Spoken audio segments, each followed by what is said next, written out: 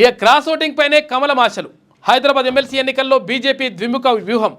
GHMC ఎన్నికలకు ఇక్కడి నుంచే ప్రచారం స్టార్ట్ అవుతుందంట.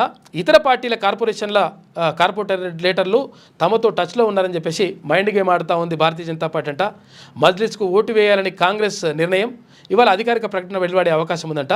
ఓటింగ్కు దూరంగా బీఆర్ఎస్. అసలు యాక్చువల్గా విషయం ఏంటంటే ఇక్కడ భారతీయ జనతా పార్టీకి ఇందులో నిజంగా చెప్పాలంటే అసలు యాక్చువల్గా ఉన్నటువంటి సభ్యుల ప్రకారం చూసుకుంటే, ఓట్ల ప్రకారం చూసుకుంటే భారతీయ జనతా పార్టీకి గెలిచేటువంటి అవకాశాలు లేవు. కాకపోతే ఏంటంటే కావాలని చెప్పేసి భారతీయ జనతా పార్టీ పోటీలో దిగింది.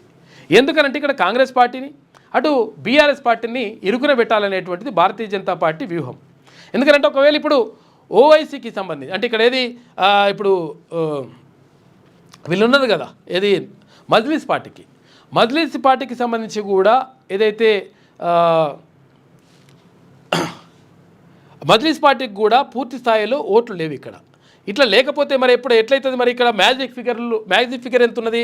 మ్యాజిక్ ఫిగరు 57 ఉంది. మ్యాజిక్ ఫిగర్ 57 ఉంటే మరి మజ్లిస్ పార్టీకి ఎన్ని ఓట్లు ఉన్నాయంటే 49 మాత్రమే ఉన్నాయి.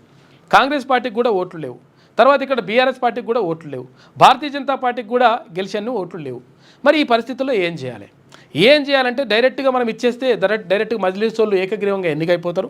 కాబట్టి మనం పోటీలో దిగడం ద్వారా భారతీయ జనతా పార్టీకి వచ్చినటువంటి లాభం ఏంటి అంటే ఇప్పుడు ఏం చెప్తున్నారు వాళ్ళు భారతీయ జనతా పార్టీలు అంటే బీఆర్ఎస్ వాళ్ళు మాత్రం టచ్లో ఉన్నారు, కాంగ్రెస్ వాళ్ళు మాత్రం టచ్లో ఉన్నారు, తర్వాత వీళ్ళందరూ కూడా టచ్లో ఉండడంతో ఉన్నారు కాబట్టి తర్వాత మేము ఉన్నాము, ఈ 3 పార్టీల టచ్లో ఉన్నారు కాబట్టి మేమే గెలుస్తామనేటువంటి మాటను అక్కడ భారతీయ జనతా పార్టీ చెప్తా ఉంది. అయితే ఇక్కడ లాజిక్ ఏంటంటే ఒకవేళ ఇప్పుడు 49 ఓట్లు మాత్రమే ఇక్కడ ఎవరికి అక్కడ మజ్లిస్ పార్టీకి ఉన్నాయి.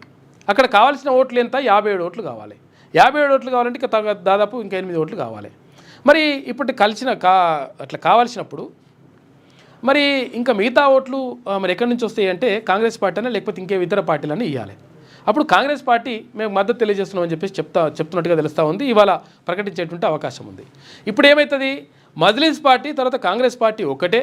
వీళ్ళిద్దరిని అసలు యాక్చువల్గా మనము ఇది నమ్మకూడదు అనేటువంటి ప్రచారాన్ని తీసుకొచ్చేటువంటి ప్రయత్నం చేస్తూ ఉంది భారతీయ జనతా పార్టీ. అంటే ఒక వ్యూహాత్మకంగా ముందుకెళ్తా ఉంది భారతీయ జనతా పార్టీ ఈ విషయంలో.